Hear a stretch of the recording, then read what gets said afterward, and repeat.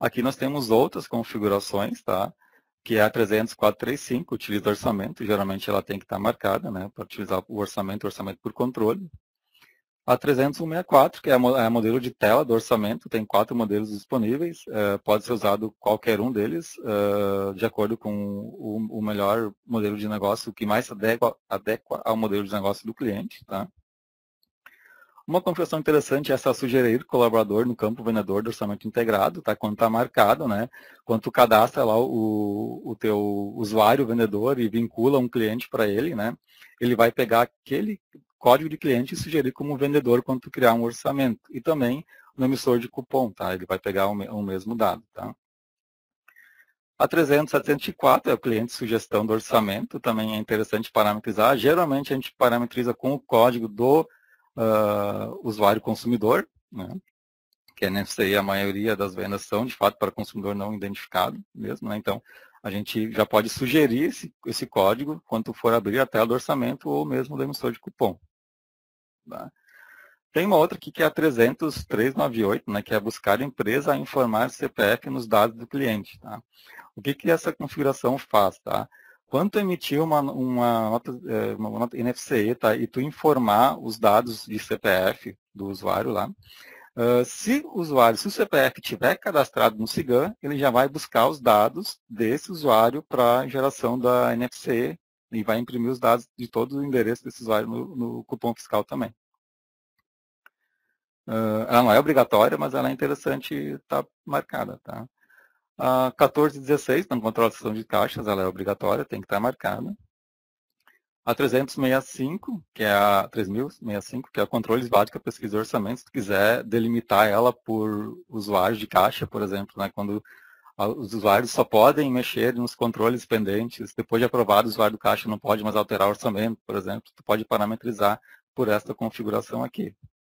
Nesse exemplo aqui, então, o usuário do caixa, né, que for usar a emissão de orçamento, ele só vai poder visualizar e alterar os controles 20, 30, 50 e 60, por exemplo. Todos os demais não vão estar disponíveis para ele, tá? Ele não vai enxergar os orçamentos dos demais controles. A 212 também é uma questão interessante quando tu tem várias unidades de negócio e tu quer restringir os teus vendedores a só poder visualizar e editar, né, criar também orçamentos para a unidade de negócio que ele estiver parametrizado, tá, na configuração 21 deste usuário. Né. Se tu quer permitir que um usuário da loja 1 possa alterar orçamentos da loja 3, por exemplo, né, é através dessa configuração que tu vai conseguir fazer isso. Tá. O tipo de emissão da NFCE, então, geralmente se utiliza um normal, é aqui que tu vai informar se tu vai emitir nota em ambiente normal, em ambiente 9, contingência offline, ou 4 EPEC, que são os 3 disponíveis para a NFCE. Tá? O padrão é normal mesmo. Configurações genéricas agora muito importantes, tanto para a NFCE quanto para a NFE, né, que é a 1699, a 1700 e a 2292. Tá? São os caminhos de geração dos arquivos XML. Tá? Ali está para NFE, tá? Mas eles são válidos tanto para NFE quanto para NFCE. Tá? Então, eles têm que estar parametrizados nos locais válidos. A gente orienta que sempre tem um local fixo, tá? Não tem geralmente, parametrizações antigas utilizavam o SIGAM install, só que daí, se tu utiliza o ambiente de contingência, ele vai salvar o XML numa pasta. Se tu utiliza o ambiente oficial, ele vai salvar em outra. Né? Isso acaba dando alguns conflitos, principalmente quando tu precisa cancelar alguma nota fiscal que o SIGAM valida o XML da pasta. Né? Então, o XML precisa estar informado na pasta dessas configuração 1699 para o SIGAM poder encontrá-lo e permitir fazer o cancelamento. Tá? Então, a nossa orientação é que sempre tenham locais fixos para eles. Centro de armazenagem padrão, tá? Interessante sempre ter um centro de armazenagem padrão, que é o gestão de lojas vai visualizar ele, se não tiver no material, não tiver no cadastro da empresa, ele vai buscar o centro de armazenagem padrão. Tabela de preço padrão também tem que informar. E recentemente também foi criada então essa 3026, né? Enviar NFC de forma síncrona. A gente orienta que sempre esteja marcada se tu está com uma versão atualizada do sistema, tá? Salvo alguns estados que não permitem emissão de forma síncrona, tá? Se eu não me engano, são 2 estados, tá? Eu sei que São Paulo não permite, E eu não sei ao certo se é Goiás ou Bahia, o segundo estado que também não permite, tá?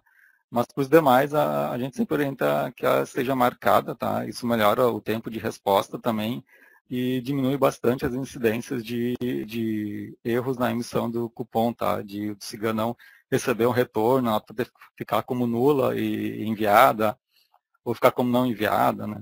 Tem várias situações que essa configuração ela visa melhorar e corrigir, tá? Porque isso depende muito do tempo de resposta da própria Cefaz, né, de cada estado, as oscilações no ambiente deles, que causam um maior tempo de resposta, e o SIGA acaba não tendo a confirmação no tempo esperado, e aí acaba retornando a nota com um erro, e aí tu tenta enviar de novo, e na verdade a nota já está autorizada, né?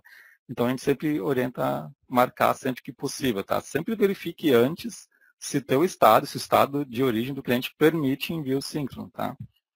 Tem dois que não permitem, São Paulo e eu não sei se é Goiás ou Bahia também, que não permite, aí tu não pode utilizar.